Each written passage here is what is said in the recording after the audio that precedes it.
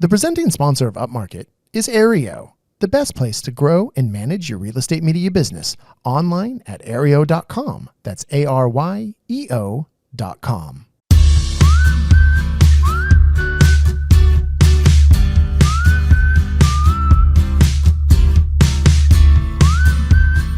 Coming to you from On Location at Boheme in the beautiful Ojai Valley of Southern California, this is Upmarket, a podcast about the business of real estate photography and media. My name is Reed Fish. I'm the CEO and the co-founder of Upmarket Media and producer Chelsea Froelich.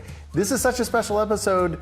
We couldn't even have Mark here, right? I mean, That's right. No, of course. Well, and I think you notice, I mean, this is going to be a first for Upmarket Pod. We are recording not in a mock-up studio. We were recording live at Boheme, the salon that I go to. So we've been talking, and Chelsea, I feel like you've often made fun of me for my salon time on the podcast. I don't make fun of you. I know you cherish it. So we talk about it. Well, I do. I don't make fun of you. Well, and so we've been talking a lot on the podcast recently, and I think we're going to have some more about it soon, about kind of self-care and about that type of thing. And we thought it could be fun to follow along because I'm really bad at self-care, right? And you know that, Chelsea, right? I'm a disaster. Sure. and so I'm a disaster. So I wanted to, the one kind of self-care thing I do, I thought it could be fun to tag along.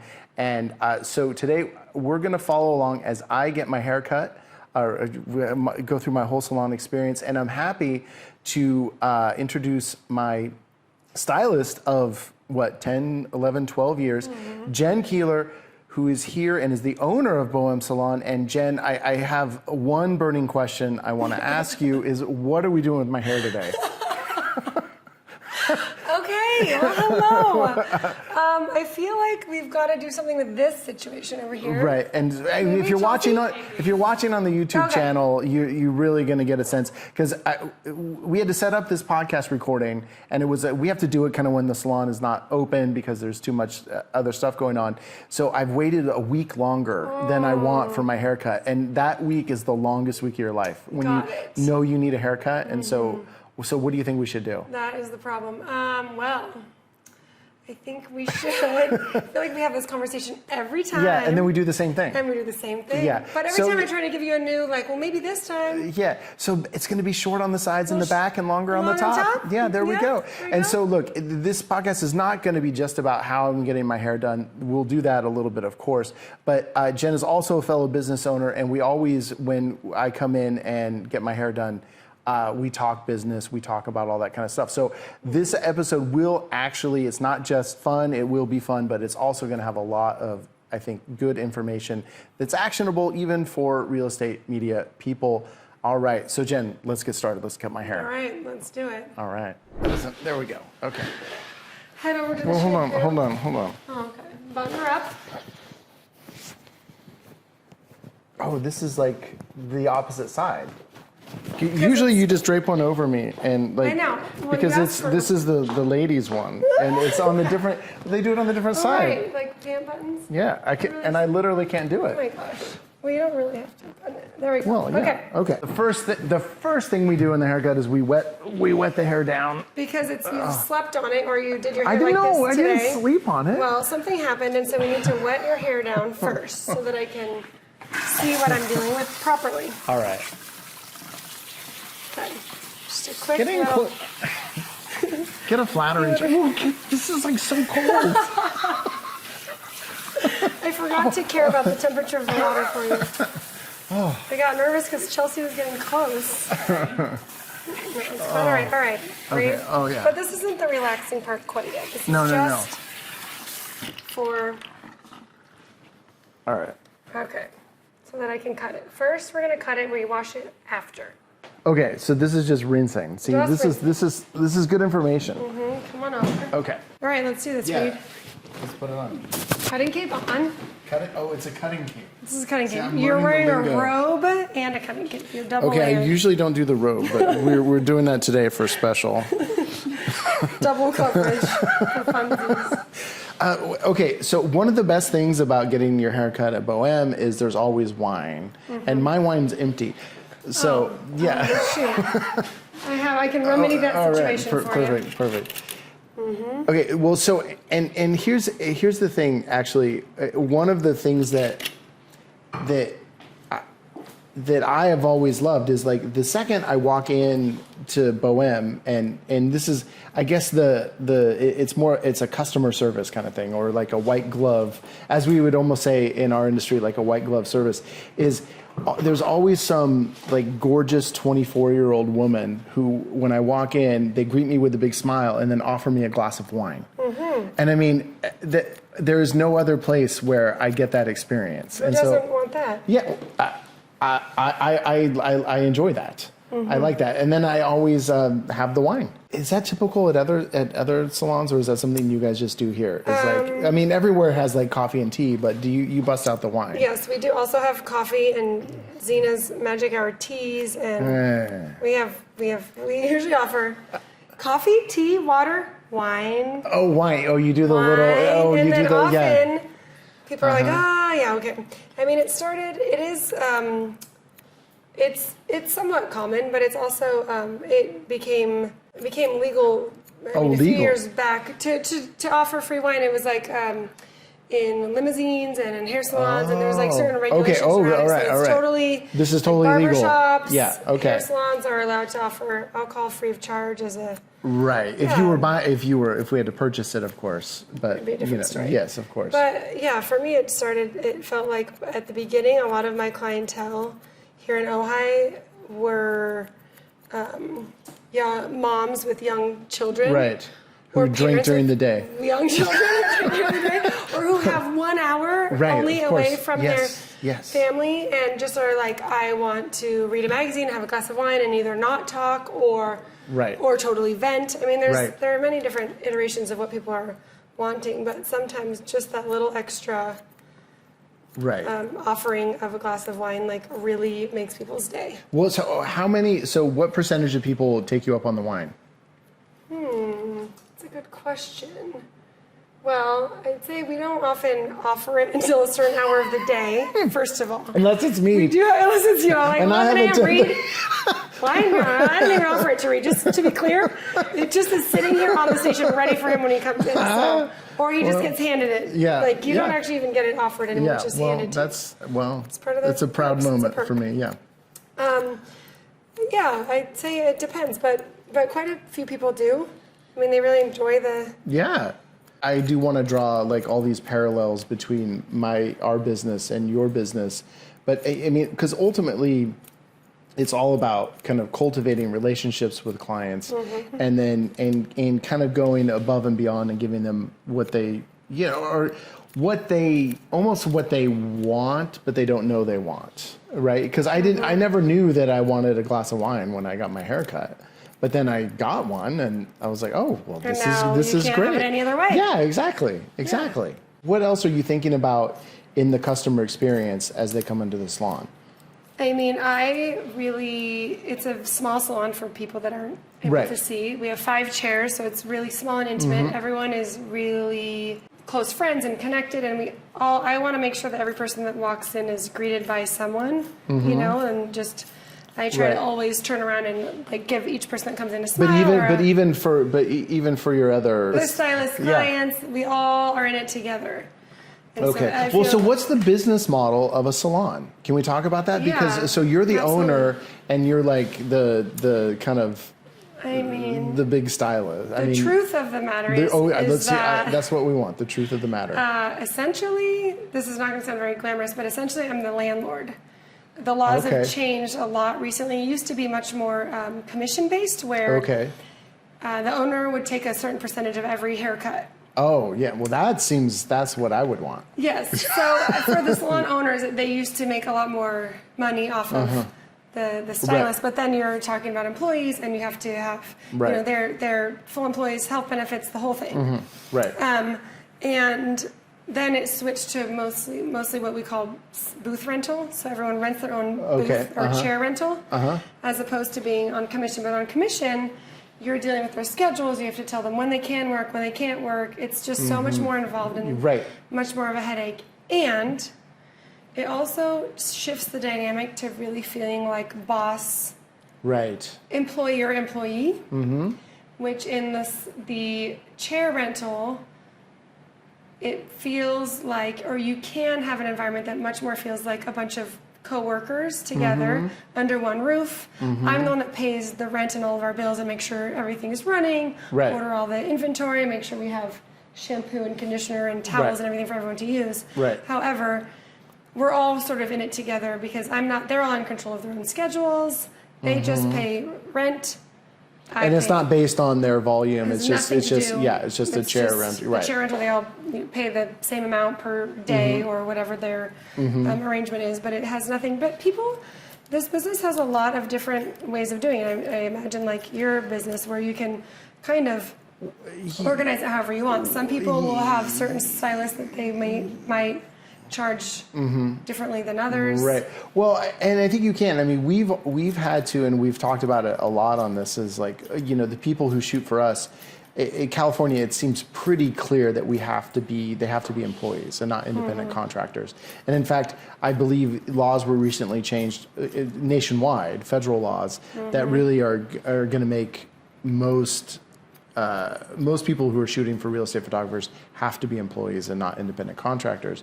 But I think ultimately, what is the same for us, if you're coming at it from the perspective of, okay, you're a hairstylist, you get your license, you start cutting hair, and with the real estate photographer, we have a camera, we get our first client, we start growing our business, is that at a certain point you're limited by the hours in the day.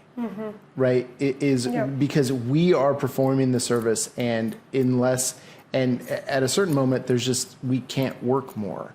So how then do we make more money? And I mean, I know, and obviously I've known you a long time now, and I knew you before you had your own salon. And I mean, was that what you were kind of coming up with? And is kind of owning the salon and being the landlord, is that the path to raise your ceiling for the amount of money you can make? I'd always heard that salon owners don't make money. Like, it's not worth being a salon owner. It has a lot to do with the fact of the structure that I was just talking to you about.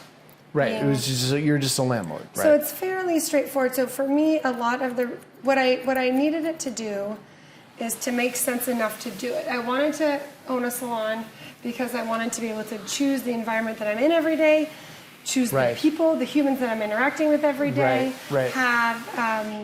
choose what lines of products we carry, what other items we carry, that we offer wine, that we offer delicious teas, like just be able to choose all of the perhaps like little extra luxuries that I think are really special and make You wanted to do it gen style. I wanted to do it gen style. Yeah. But I didn't want to lose money on it, so it wasn't necessarily like raising the ceiling. But I wanted to make sure that it made enough sense that it would, well, because it's your career. You're here. So much of your life is spent in this room. It's like you want it to be how you want it. I wanted it to be how I want it to be, and I wanted it to continue to feed and fuel my soul truly, so that I want to do it every day and that I don't get burnt out.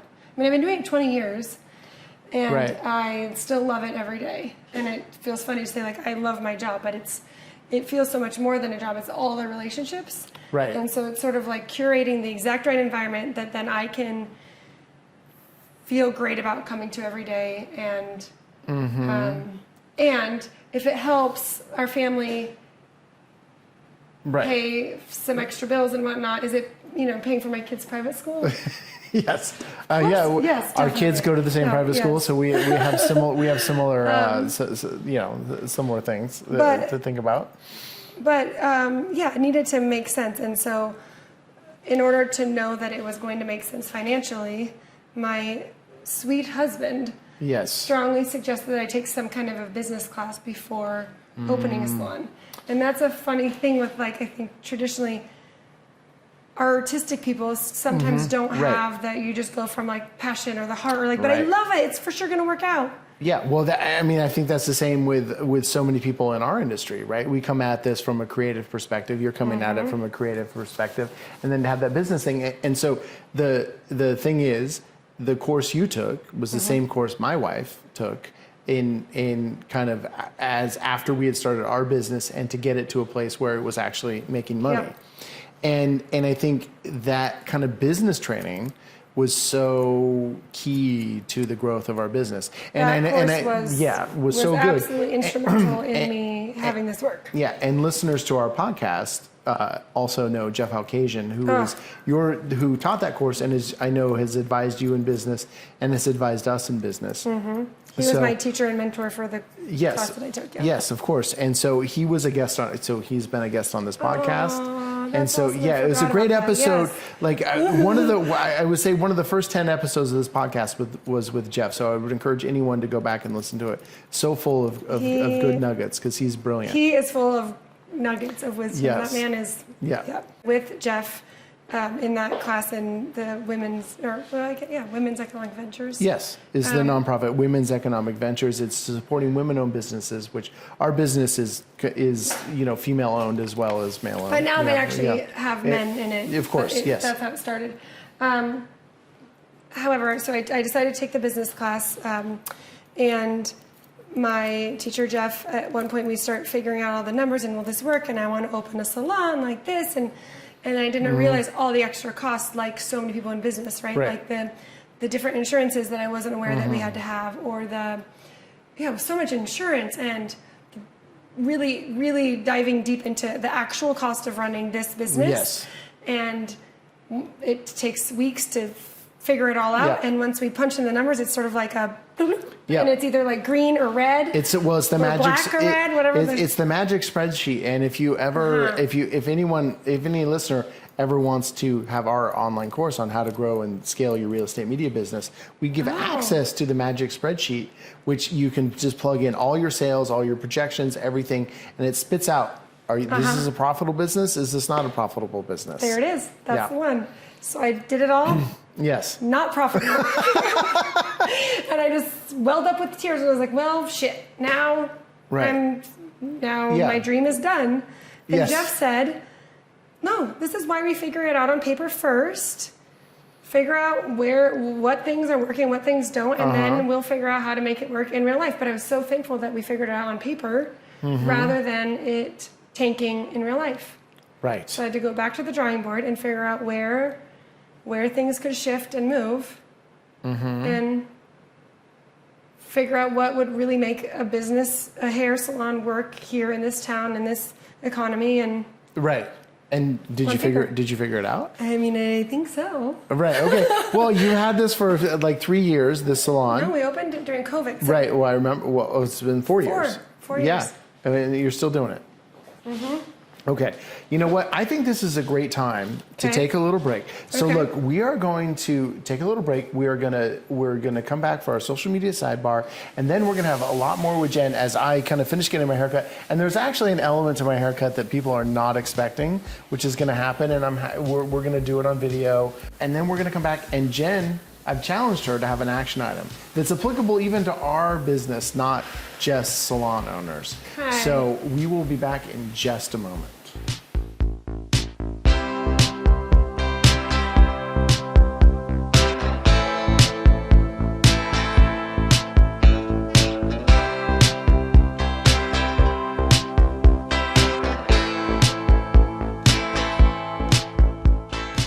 So Jen, here's the thing, and actually I've noticed this, we both have back-end systems, digital systems for our business that make our businesses thrive, right? I know you use Fresha, right? Fresha, which is scheduling, there's all this stuff that you can do with it. We have the same thing, and it's called Aereo, right? And I've noticed, and here's the thing, here's the parallel. Back in the old days when I first started working with you, to book an appointment with you, I would text you. Correct. And you had 75 clients texting you all the time. Hundreds of clients texting you all the time for appointments. And that was a nightmare, right? So much so that one day I changed my phone number. Exactly. But then you also got a back-end system, a white label system that meets all your needs and schedules all your appointments and does all this stuff for you, right? Well, we have the same thing, and it's called Aereo. So at Aereo, you can all your scheduling can go through Aereo. You put a little widget on your website. You can have all the scheduling. You can have a white label app that your customers can use. You can accept payments. You can deliver. It makes property websites for you. So many things that we can do with our backend system with Aereo. So I encourage everyone to check out Aereo.com. Not you, Jen. I don't think you could actually use Aereo. No.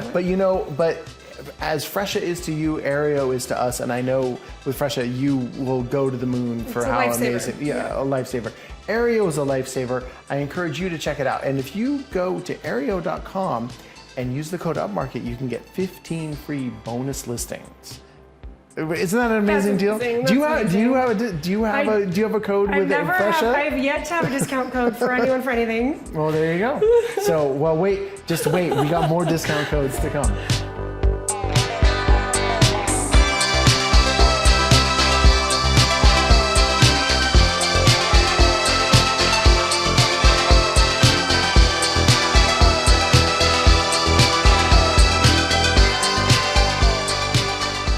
So your clients are asking you about floor plans. So, I mean, do you think it would be helpful for your clients to see a floor plan before they come to the salon? Yeah, I mean, they get confused.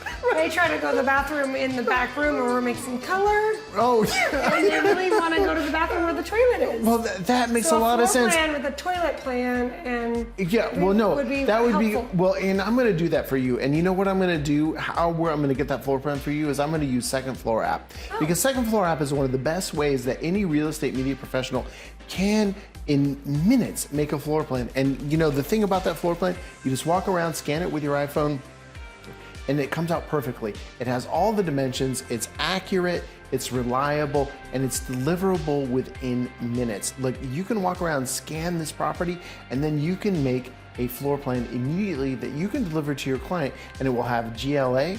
It will have, if you own a floor plan, you gotta have the GLA.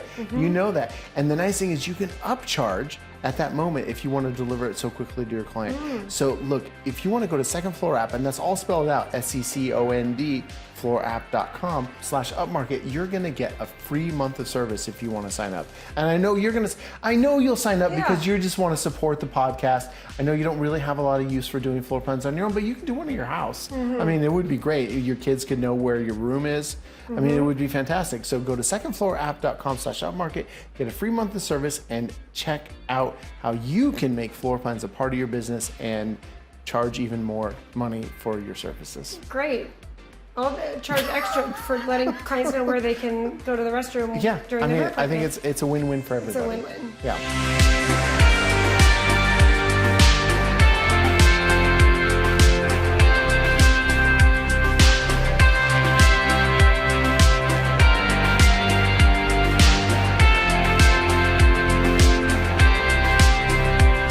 Social media sidebar time. Let's talk social media. So we are, and Jen, I don't know, you're on Instagram. Are you following Upmarket Pod on Instagram? But we are at Upmarket Pod all on Instagram. And obviously you have subscribed on your podcast app of choice and our YouTube channel and have rated us 5 stars. So anywhere, you just look up Upmarket Pod anywhere and you can do all those kind of things. Jen, where can we find you? So are you mostly on like Instagram? Yes. Yeah, for the salon. For the salon, we are primarily on Instagram, and then it has a Facebook link. But no one cares about that. But my mom does. Okay. Okay, but what's your? How do we find you on Instagram? We are boheme.ojai. So Boheme is Bohemian in French. So it's Boheme. Yeah, of course you're Bohemian in French. Yeah. Ojai. On Instagram. And so there's a lot of those. It's not only is it glow ups, but there's a lot of, oh my God, girl, you're so fierce. Like, oh my God, look at this transformation, right? I mean, there's a lot of that kind of stuff. I mean, so are you getting business from social media? That's what I want to know. Yes, absolutely. But you don't post very much. I don't. Because I follow you. Okay, I do not follow any of the rules. Okay. About how often you should post on social media. No, I do not. And I don't do hair tutorials, and I don't do any of that.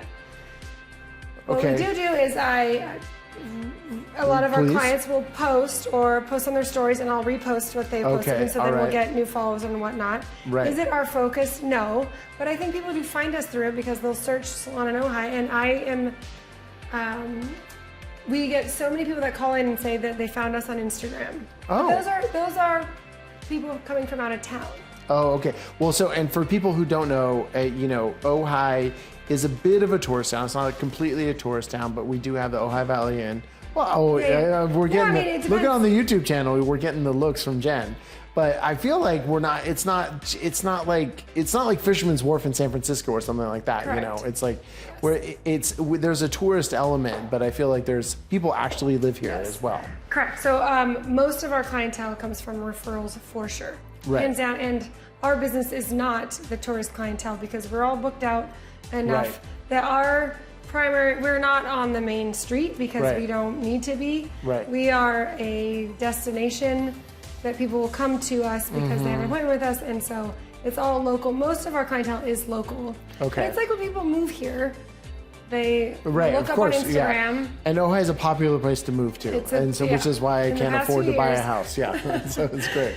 So people move here and they need their videos done and whatnot. Yeah. And they also need their hair done, and so right. So people do find us through Instagram, but in all honesty, but you don't have a trick to it. Yeah, you're just kind of posting some content here and there, doing stories, doing some posts. Biagele. What is it? Balayage. That was the Balayage. best one ever. Read. People mispronounce that in so many different ways, but that was A+. That was the best one. Okay. Balayage, which is all the long hair and it's all like blonde and like curly and flowy. It means to and wavy. sweep in French. Okay. Because that's my native language. So yes. Oh, I can tell by your French accent. Yes, very clearly. Yeah. Oui. And so it's just sort of a term that's used for like hair painting. It's kind of, people just like to post that they're doing that because it sounds fancy. Right. Yeah. But, it is fancy. I mean, you charge an fancy. arm and a leg for it. Let's be honest. Yeah.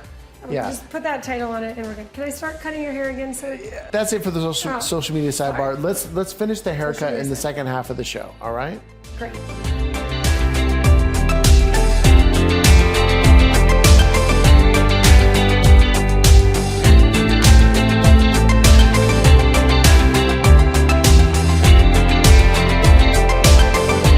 We're back, and we're with Jen Keeler at Boheme, and I'm halfway through, or a little more than halfway through my haircut. We're going to do some razor right now? Yes, these are called trimmers. We're going to trim. Trimmers. But actually, first what I'd like to do is take care of those eyebrows, if you don't mind. So here's the thing, and here's what I want to stress to our listeners. I'm a kind of a hairy person, and I never, until I started, you became my stylist, I never had my eyebrows trimmed. But then you were like, oh, we got to trim those, and then you trimmed them, and then now it's like I cannot live without it. No, we need to do it every time. It's of course. Part of the deal. Yeah. Well, and I just noticed, I was looking kind of closely in the mirror this morning, and there's like a couple grays in those. So, it's so annoying. How do you feel about gray hairs, Reed? Oh, wow. That was a really wonderful question. I guess we'll get to that later. Okay, we'll get to that later. I feel fine about gray hairs. I love gray hair. So I typically just cut eyebrows, trim eyebrows without asking permission because it's just... Yeah, and you do that for most of your male clients because they don't some of your female clients? Anyone who needs it. Okay, okay, perfect. Okay, good. I am not against gray hair. It's just the way my gray is coming in right now, it actually just looks weird on my head. Like it makes the sides of my the sides disappear. Jen is just giving me a look like, oh my God, Reed, what are you? Why are you even justifying this? No, you're right. You have sort of concentrated gray on the sides, and it can make the texture look a bit different. Yeah. And when you asked me about coloring it many years ago. It was like 2 years ago. Like a minute, like last week. Yes. Yes. Last week. And I said, yes, of course, Reed. But they do. You know what she did, Chelsea? She's like, well, okay, you're worried about that. Well, here, let me just do, no charge. Let me just do this. Like she's like a drug dealer. Like any good drug dealer. First one's free. Yeah. And so she squirts the stuff on. You just get squirted, and then like, boom. Give you a little taste for it. Yeah, exactly. And then you're like, oh, I can't live without this stuff. Yeah, this just makes me feel so good. It camouflages the gray. It does not color at all. He does not look like... No, I don't look like... I feel like people would say the same reference, but I'm forgetting who it is. Al Pacino. There you go. Where it's just very colored, all one inky color. This just colors some of the gray and leaves the rest. Right. It's called color camo because it camouflages it. Oh, okay. And it's subtle and it fades out so you don't get roots. It's a really wonderful product. It is. Not sponsored by that. Well, that's okay. Well, we can do an ad for it, though. Maybe they'll sponsor the podcast. Redken color camo for men. But actually, I think maybe they took out the for men because... Well, why are we gendering everything? Yeah, that's not gendering. It's also it's for anyone. Anyone who wants... It's just a different look because it just softly will color some of them and not the rest. And it's on for like 8 minutes. Mm-hmm. And we shampoo it out and that's it. Right. And bada bing, bada boom. He looks 10 years younger. Yeah, well, yeah. I mean, listen, I mean, I already look kind of young, but considering my age, which we're not talking about, yeah, and you know, no one has noticed. I mean, Chelsea didn't know. I did not. Now you know. It's magic. For those of you Now watching. everyone knows. Yeah, now everyone. Now everyone. Up. Yeah, now everyone knows. I'm gonna And go wash my please, wash your hands. But I'll be back in a moment. But well, here's the thing, and Chelsea, I feel like there's a little bit of a stigma with men coloring their hair, right? And that's why, of course, I'll be honest, I feel a little sheepish about it. But like, I mean, all the ladies are coloring their hair. Not? Yeah. Yeah. Exactly. Why can't men do it? There's no reason. I can't come up with a good reason. Other than it's just, you know, culturally it's I don't even know if it's frowned upon. It's just you're less than, you know. Yeah. You know. I think it's just when men dyed it in the past, it's more obvious. Yeah. Right. And if I had men a tend beard, to pull off the gray hair better than women, so. Right. Well, that is true, right? When it's growing out, it's growing in a first phase, right? Yeah, and Men can hide it more. I would debate that we do it better than women. It's like, well, it's just culturally is that. I mean, Not do it better, but it's easier to. It happens faster for a woman. If you have long hair and you're getting gray hair, it takes a while for it to look normal. Yeah. Okay. Set the timer, please, Jen. Okay. So so we have 8 minutes here. I think it's interesting to talk about this, where I do feel actually a little sheepish about coloring my hair, right?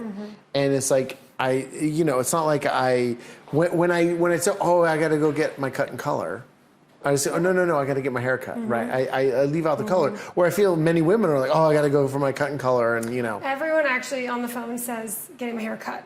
That is something I've noticed across the board. Women too. Oh, getting really? their grays covered. The people that come in every 3 weeks or 4 weeks. Oh, you caught me at a bad time. I'm getting my hair cut. I'll call you after. That's an interesting thing.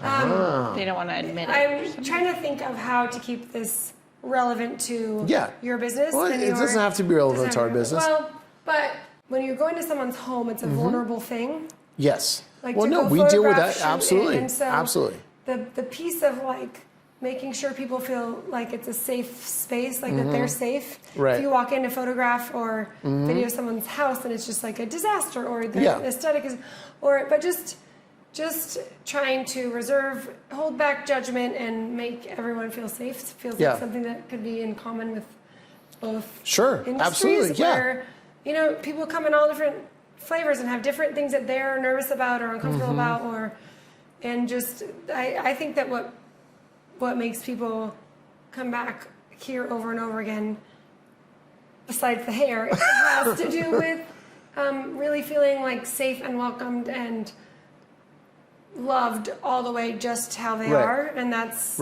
just how we are with a little zhuzhing. Yeah. When you come in, you're loved, and then we'll take care of the rest. But it's just sort of we'll make you even more lovable for everyone, for all the shallow people out there. We're not going to judge you for being, maybe uptight about this or that. Not you, Reed. No, of course. Boost. So, but how? So, what percentage of your clients are men? Oh, I wish I could just answer that with. We have a lot of male clients. Yeah, but I feel like most of the time I come in here, it's ladies. More women than men, for sure. And you're right next door to a barber shop, which is like almost probably exclusively men go in there. Yes, but so many men come in here and prefer this experience. No offense to the barbershop. If you like a barbershop, of great. course. They're a great barbershop. Yeah. And some men are looking for a different experience. Yeah, well, no, you get the Playboy magazine, but I'm like, I know websites you can see even more than that. Here, they don't get the rosé. No, they do not. They do not, you know, and so. And I don't think they get the real, like, conversation in the same way, or the I don't know. You could probably be real. I don't know. I mean, I don't know. But I'm, you know, whatever. I'm not the typical. I mean, obviously, look, I walk in here, I'm a big guy and I'm super macho and like masculine. With your like cute blue glasses and red sneaks. Well, you know, I don't know. Oh, Chelsea, I can. No one can see her on camera, but she's just like sitting there, just like smiling so big. Yeah, there are many men that come in here. We. Yeah, of course. And I think that they appreciate the pause. The pause. Like from life, like the self-care. Yes, right. I don't think that they'd say necessarily like, I'm gonna go get my hair done at a salon instead of the barbershop for the self-care, but it's like yeah. Well, the I little say extra. That, yeah. Right, but not everyone is as in tune with their other side as me. Yeah, for sure. And so other men come in here and maybe they don't even realize that it's because they get a little extra care, a little extra time to. Well, I feel like the cliche with the hairstylist is that you are a therapist too, right? I mean, and do you feel that? 100%. Really? 100%. Do you feel like you're my therapist? And I'm talking to me personally right now. Do you feel like I'm your therapist? It's a great question, Reed. And it's the one that I asked you first. I have been there for you through your adventures of life. Yeah, I feel like that. And it's something that I love about this. Do you get too close to your clients or too close to your employees? Or do you is there like, you know, it can be so emotional, but is that also fraught? And I feel like we are often, as real estate media people, you know, ideally, obviously, as we've talked about so many times, we're not dealing with homeowners, but we're walking into these houses at one of the most vulnerable times a person can have, one of the most stressful times a person can have. And not every day that you're necessarily getting your hair done is like the most vulnerable time, but you are kind of laid bare, right? You're like, your roots are showing. It's absolutely vulnerable. And I have talked to therapists who are in my chair about how it's such an interesting dynamic for so many reasons. A lot because we're talking through a mirror. There's like this little extra barrier, but it's all about therapy. Like everyone that walks in here that sits in my chair is in a place of trust because someone told them, go see this person or go to the salon, they're great, or they've been here for 10 years and they know, and you walk in here in a state of trust. Great, I'm here, I'm ready and from that comes vulnerability. Right. Because you're in a place of trust. And then, I mean, I'm only in it for the relationship, really, is what I'm in it for. If I was doing doll heads hair all day, I wouldn't be doing it anymore. Right. So to answer your question, like, is it a part of my job that I like or don't like, or is it tricky? Like, it's like, all of my It's job. the only thing. Yeah. I mean, there's a tiny piece of it that is doing the hair that I keep up on, and I go to continuing education, and I keep my skills up, and I try to make sure that I'm up with what we're all doing right now in the hair world. But ultimately, I'm only in it. That's your timer. Okay. Time to wash your grays You're away only in it for the relationships and making people feel better about themselves. All right. Well, let's go feel better at the as we wash wash station. your grays away. This is the moment we're getting close.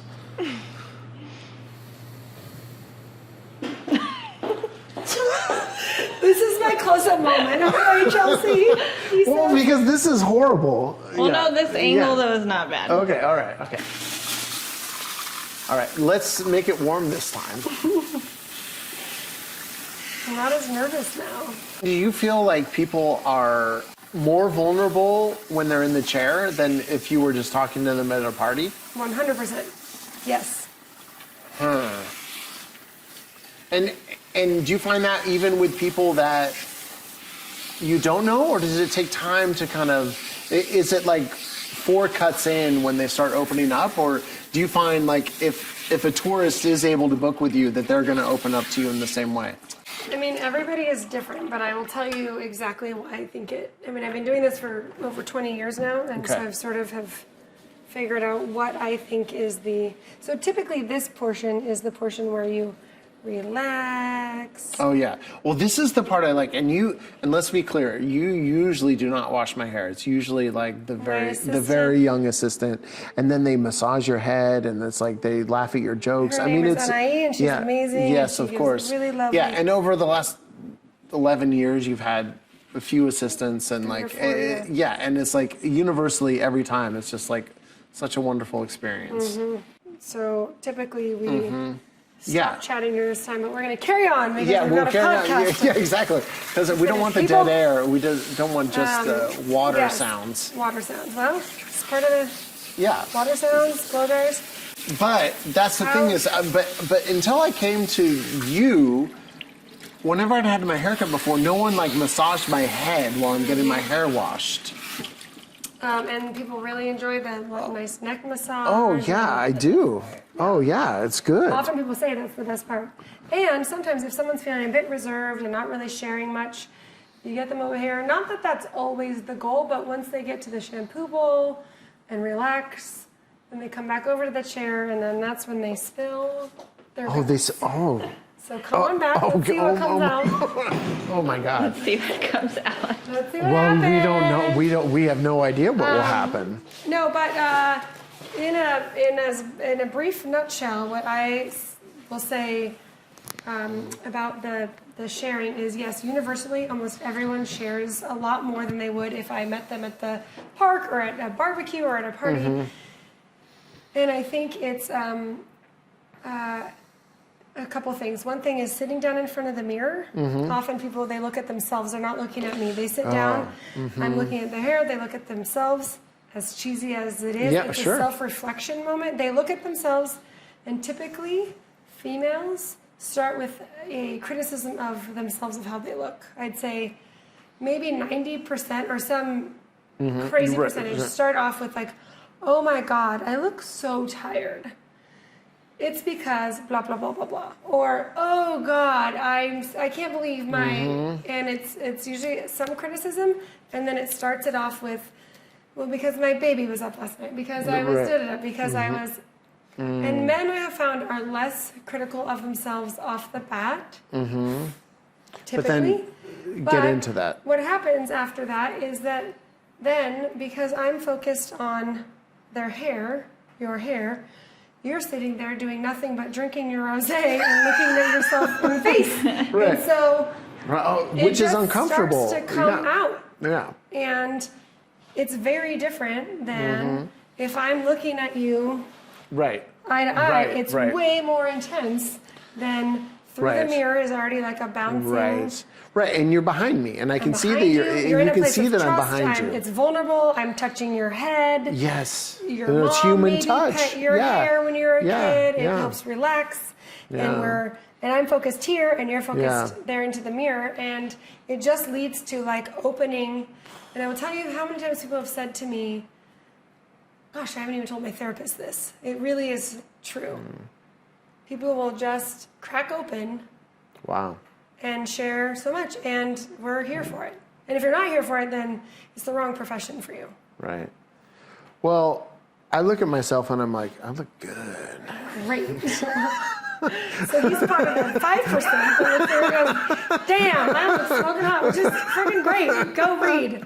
I want everyone to have that feeling when they're God, no. And now but then the men, the men say, oh, I look good, and then later, but I said that stupid thing. Yeah, that's more my thing. I'm like, I look back and I'm like, oh, why did I say that? Everybody has that, Reed. We all do it. The great thing about my job is I get to listen to people all day, have hopefully like meaningful exchanges with humans that I love, or I don't love. Some of them I don't love, but I still do my best to show up in the best way that I can. And then I'm only responsible for their highlights, and I'm not actually responsible for their happiness. Their happiness or their kids' thing or their marriage or their trip that went wrong or whatever else they're actually talking to me about. Right. At the end, I'm like, how do you like your hair? Good? Great. You're welcome. And you feel better, so. Right. Right. That's the goal. I went to my doctor today, my primary care doctor, and we were talking about, well, we haven't talked about it on the podcast that much, but I know I've spoken to you. I had kind of a health thing happen and then kind of more globally been thinking about, my life and how I'm feeling and stuff. And my doctor was like, I really tell my patients, don't worry about happiness. Because happiness is fleeting. And happiness, that's not sustainable. You can't be happy all day, every day. What I really advise people to do is think about contentedness. And that you can be content. And that doesn't mean you're not striving for more, but that you can be content that you are striving for more, or that you are that you are content with the fact that you were happy in this moment or happy in that moment. And to have that expectation of constant happiness that sets you up for failure. And so I feel like maybe I can just be content with my haircut rather than happy with my haircut. We're gonna put a sign up on the door. We do it just good enough. You're content. Yeah, exactly. Exactly. Happy So I just had that conversation with him this morning, and I'm still processing it and trying to think of how I feel about that. Because that's the thing is, and Chelsea probably knows this better than anyone. Because we don't talk on the phone every single day, but we talk, many days of the week. And just in that thing, just the natural thing people do is they'll say, oh, hey, how's it going? And what have you ever heard me say once? Oh man, it's great. No. But I always ask you. I always still ask. I say, how are you doing? Yeah, so I was like, what's going great in your life, Reed? And you're like, are you really asking me that question, Jen? And I was like, well, all right. Yeah. Have I ever... Yeah, and I feel like, and that's what I told my doctor. I was like, well, usually I say, oh, it's fine. And he said, you know what? You're doing pretty well. Because if you can say it's fine, that's pretty good. And so, you can be content with that. Yeah. So I don't know. Maybe I am, maybe I'm not. I don't know. Are you happy? I gotta say that I am striving here to make people feel happy.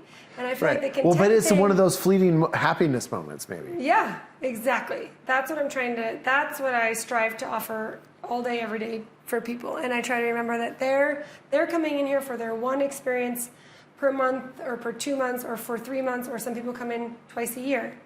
And I want them to walk out happy. I want this to be one of those moments. Because you want to walk out content maybe from the doctor's office, or maybe you had a meal that was like, that's okay, that was all right. Yeah, I feel good. Yeah. I spent $100, but I'm fine. Yeah. I'm not hungry anymore. But no, this is not that. In fact, this is where I want people to walk out feeling better than when they walked in, for sure. Right. Because the second they walk out going, oh my God, I'm gonna make my husband take me out tonight, or I'm gonna call my girlfriends and go out, or I'm gonna. Right. Well, because the second you walk out of a salon, that's when you should feel like your best, right? That's for you. That's your goal, and that's what. And and maybe it's labored, and maybe this analogy sucks, but it's like that's what we want to do when we shoot a house. Is we want the homeowner to feel like, my God, my house looks the same, looks as the best it's ever looked in its life, right? Yeah. Absolutely. Have that confidence. Right. Yeah. Perfect. Well, and to do that, we know it takes action. Chelsea knew have what was that confidence, take that action. Which means it's time for our action items. Our action items today are sponsored by Pixel CRM. Pixel CRM is the only CRM that is designed by a real estate photographer for real estate media professionals. Go to pixelcrm.com/upmarket and you will get a free month of service. Hey man, we're still using Pixel CRM. We're still loving it. We're still just scratching the surface. It's always every week we try to what's one more thing we can do with Pixel CRM? And it's so many different things. So go check it out. Pixel CRM, take the tour, get on a call with Pete. He'll show you all the stuff that Pixel CRM can do for you and your business. We off camera, we just dried hair because that was too loud for the mics. So I'm going to go first, Jen, because I'm going to save you for the last because I know you have a great one. So my action item is, I think I did this, Chelsea, I might have done this one a few weeks ago, but you know what? It's so good.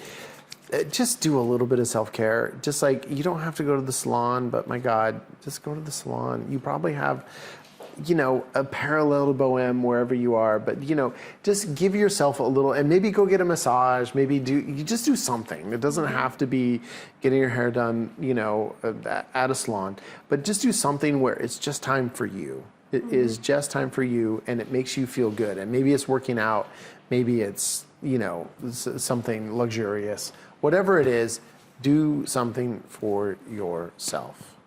Take a moment. There you Love go. it. Yep. Okay. So Jen. I went on a hike this morning. I had a cancellation this morning for 2 hours, which so rarely happens. Oh, did they still? Did you still make them pay? That's a whole other podcast, okay, sir? Yeah. Well, no, that's. I didn't. It was someone I. Yeah. But I thought, wow, I have been so busy. It's been insane lately. What am I going to do with this 2 hours? I thought I can come, do salon inventory. I had this whole, and I'm like, I'm going to go on a hike with my mom. I need to plug into my mom. I need to get out there in nature. Right. And we took a 1.5 hour hike, and it was the best thing. Right. Set me up. We're very blessed with many awesome hiking trails, Awesome hiking trails. Just Right 1 here. minute out of town. So that was great. So my Action item. Yeah, they're called action items. My action item, the thing that I would say that absolutely changed my business was taking that business class. Right. And it's just about, ultimately, a business is about numbers and really knowing what you're getting into. Right. And I imagine that businesses that fail didn't know what they were doing. And so I would say if there's any resources around you, like a community college that has a course, or nonprofit organizations that are out there, but our course was not. Right, and I'm sure there's online, there's national online services that can help with small business. Yeah. But find something that speaks to you and really start to work out if your business is viable before jumping into the actual right. Or I think most people listening to this have businesses already, but but I think you can course correct as you're doing your business, and I think the more we can learn, the better off we are.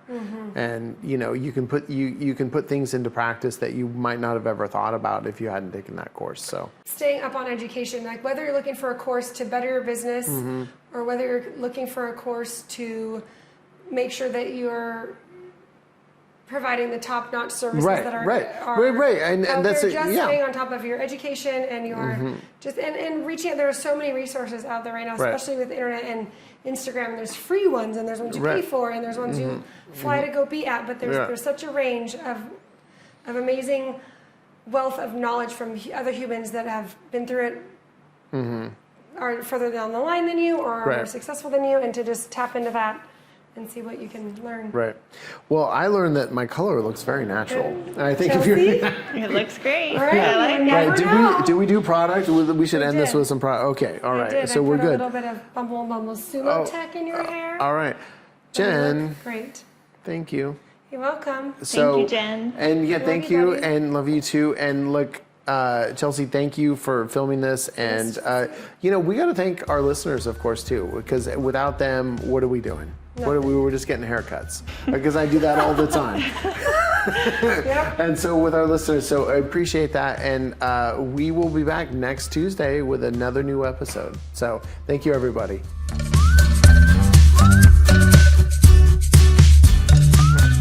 Upmarket is a production of Upmarket Studios. This episode was produced by Chelsea Froelich and edited by Bethany Diedrich. Thank you so much for listening, and we really hope you listen to the next one too. In the meantime, our wish for you is to not have to shoot any Friday night Twilight shoots. Thank you for everything.